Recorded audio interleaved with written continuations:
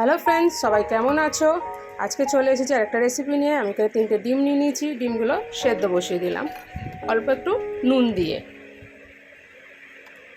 ডিমটা আমার এখানে প্রায় ফুটে গেছে, সেদ্ধ হয়ে গেছে। আমি এগুলোকে ছাড়িয়ে নেব।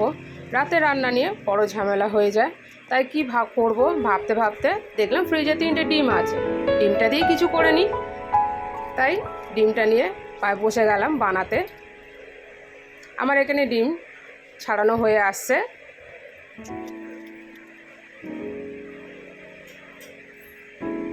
ডিমগুলো আমার ছাড়ানো হয়ে গেছে।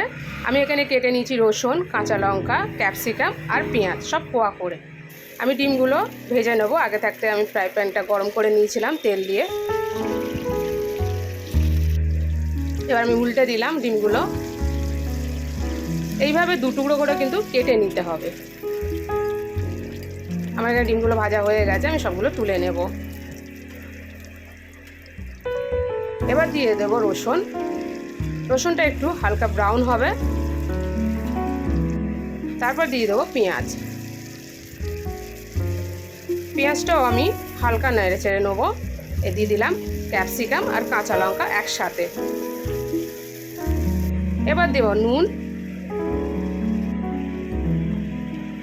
সয়া সস, অল্প একটু ভিনিগার। আমি এখানে টমেটো সসটা একটু বেশি ব্যবহার করব। ভালো করে মিশিয়ে নিতে হবে এটাকে। এবার দিয়ে দিলাম ডিমটা। ডিমটা দিয়ে আমি ভালো করে এটাকে টস করব।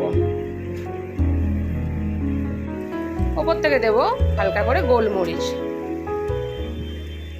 এবার দিয়ে দিলাম পেঁয়াজ পাতা। এটাকে ভালো করে নেড়ে আমি নামিয়ে নেব। রাতে যখনই ইচ্ছা করে স্পাইসি খেতে ঠিক এই ধরনের বানিয়ে নিলে সবাই খুশি। কত সুন্দর, রুটি দিয়ে খাওয়ার জন্য খুবই সুন্দর খাবার একটি।